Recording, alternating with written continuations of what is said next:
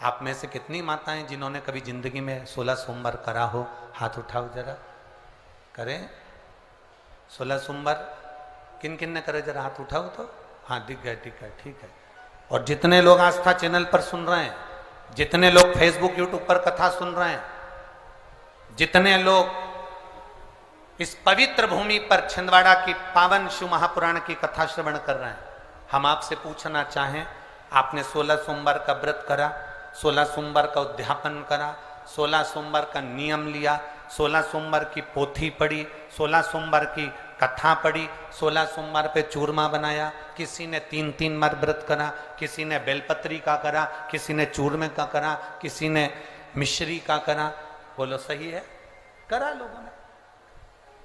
पर जितने लोग आस्था चैनल पर कथा सुन रहे हैं और जितने लोग इस फेसबुक यूट्यूब पर कथा सुन रहे हैं और जितने छिंदवाड़ा की पवित्र भूमि पर कथा सुन रहे हैं, हम इनसे पूछना चाहते हैं,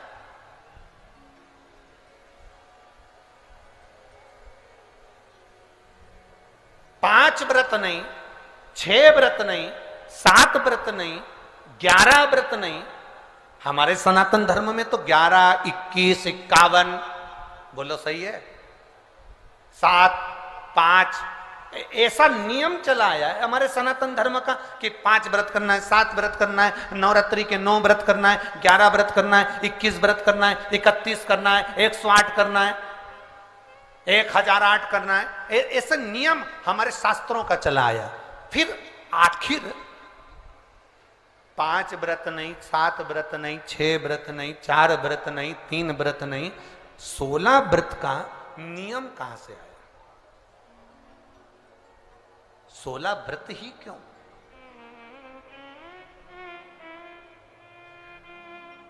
15 नहीं, 14 नहीं, 13 नहीं, 12 नहीं, 11 नहीं, कितने? 16। ये 16 व्रत का नियम कैसे? ये कहां से आ गया 16 व्रत का नियम? कोई आपसे पूछ सकता है, आपके घर के बच्चे कह सकते हैं, मम्मी, ओ माँ क्या कर रही हो? माँ ने कहा, बेटा मैंने 16 सोमवार के व्रत उठाए। 16 सोमवार के व्रत उठाए? हाँ। क्या करती है उसमें? बेटा शाम के समय जब तीसरा पहर होता है, प्रदोष काल होता है, प्रदोष का जो समय होता है, शाम का जो समय होता है, उस शाम के समय पर हम 16 सोमवार का पूजन करते हैं। शिव जी का शिवलिंग का निर्माण करना या शंकर भगवान का शिवलिंग घर में उसकी पूजन अर्चना करना, उसका निर्माण करना और पूजन करके जो भी चीज से हमने सोमवार करे हैं, जो 16 सोमवार के प्रथम सोमवार में चूरमे से करो, चाहे तुम बेलपत्री से करो, चाहे तुम मिश्री से करो, जिससे तुम पहला व्रत करोगे, 16 की 16 व्रत उसी चीज से होंगे, उसी प्रसाद से होंगे। तो बच्चे कहेंगे, माँ ये 16 व्रत का विधान कहां से आया? 16 व्रत का नियम कहां से आया? आपके बच्चे पूछ सकते हैं, आपसे पूछेंगे, आपके बच्चे आपसे पूछेंगे कि ये 16 व्रत का विधान कहां से आया, 16 व्रत का नियम कहां से? तब आपको बताना है। अवंतिकापुरी उज्जैनी में एक कन्या रहती थी जिसका नाम सुगंधा था। बड़े ध्यान से सुनना, 16 सोमवार के व्रत तो आपने बहुत करे हैं, पर 16 सोमवार में 16 सोमवार का नियम कहां से आया? 15 नहीं, 14 नहीं, 5 नहीं, 6 नहीं, 7 नहीं, 21 नहीं, 20 नहीं, 16 का नियम कहां से आया? वो 16 के नियम को जाने। और यहीं से 16 सोमवार व्रत की प्रारंभता है, इस कथा की प्रारंभता। और जिन जिन को स्मरण में ना हो, मेरी माताओं से निवेदन है, जिनको नहीं मालूम है कि 16 सोमवार के 16 व्रत का विधान कहां से आया, उनको आप सुना सकते हो, आप उनको बता सकते हो। अवंतिकापुरी में एक सुगंधा नाम की एक बड़ी सुंदर कन्या रहती थी, बड़ी सुंदर थी। उसमें उसके चेहरे पर बड़ा आकर्षण था, उसके चेहरे पर बड़ी चमक थी, उसके चेहरे पर बड़ी रौनकता थी, बड़ी रौनक। अब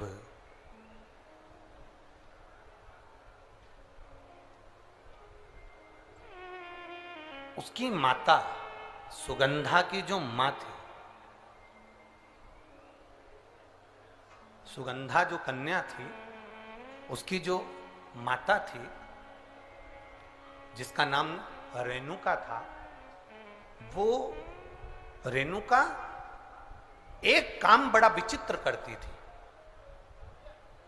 किसी भी देवालय में जाती थी, किसी तीर्थ में जाती थी, किसी मंदिर में जाती थी, किसी शिवालय में जाती थी, किसी तीर्थ स्थान पर जाती थी, पुष्प साथ में ले जाए ना ले जाए, प्रसाद साथ में ले जाए ना ले जाए, सोना चांदी दान करने के लिए ले जाए ना ले जाए, पैसा धेला कहीं चढ़ाने ले जाए ना ले जाए, वो एक इत्र की शीशी में रुई को भिंगोकर एक डब्बी में भरकर लेकर जाती थी। और उसका नियम था वो रेणुका का कि वो रुई, वो कपास, वो जो इत्र लगा हुआ, जो पदार्थ, जो इत्र लगी हुई जो रुई है, उस रुई को, उस कपास को भगवान के दरवाजे पर, चौखट पर उसको लगा कर आती थी। ये रेणुका का नियम था,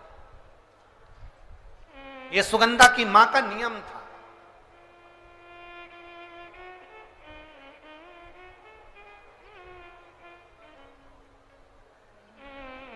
एक नियम हमारी जिंदगी में हम जो लेते हैं, वो नियम हमारे लिए सिद्धता देता है। आप में से कई माताएं ऐसी बैठी होंगी जिन्होंने नियम लिया होगा कि मैं शिव जी के मंदिर में जब भी जाऊंगी, मैं देवाधिदेव महादेव के मंदिर में जब भी जाऊंगी, मैं शंकर भगवान के मंदिर में जब भी पहुंचूंगी तो वहां झाड़ू लगा दूंगी, वहां पोछा लगा दूंगी। बैठी हैं ऐसी माताएं यहाँ पर जो मंदिर में जाकर कभी झाड़ू पोछा लगा देती हो हैं? तो आप जाकर शिव के मंदिर में बुआरी लगा रहे हो, झाड़ू लगा रहे हो, पोछा लगा रहे हो, या जो बहुत सारे दिए लोग लगाकर चले जाते हैं, जलाकर चले जाते हैं, दिए ठंडे हो जाते हैं, उन दियों को भरकर एक डलिया में, एक खोखे में, एक जगह पर ले जाकर आप रख देते हो, उसका पुण्य कितना है? शिव महापुराण की कथा करी, कितना पुण्य।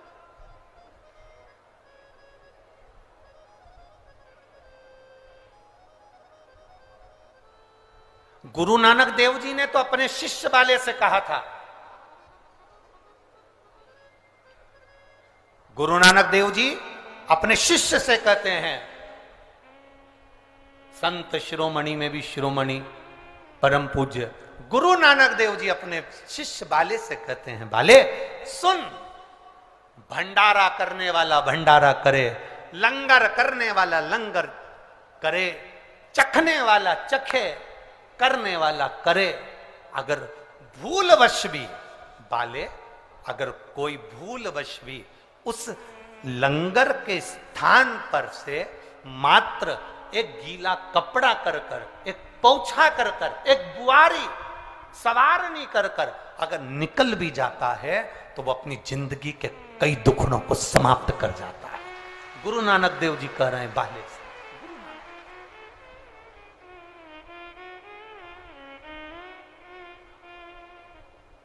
अब शिरोमणि संतों में शिरोमणि गुरु नानक देव जी कहते हैं कि कोई लंगर करे, कोई लंगर चखे, मतलब कोई भंडारा करे और कोई भंडारा खाए, कोई लंगर करे, कोई लंगर चखे।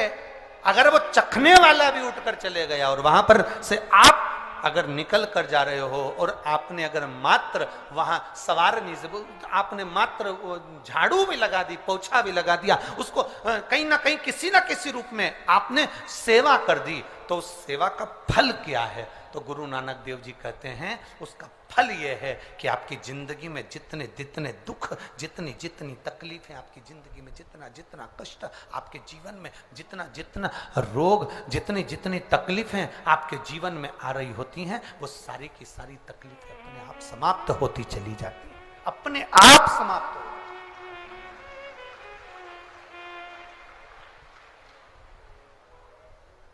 अब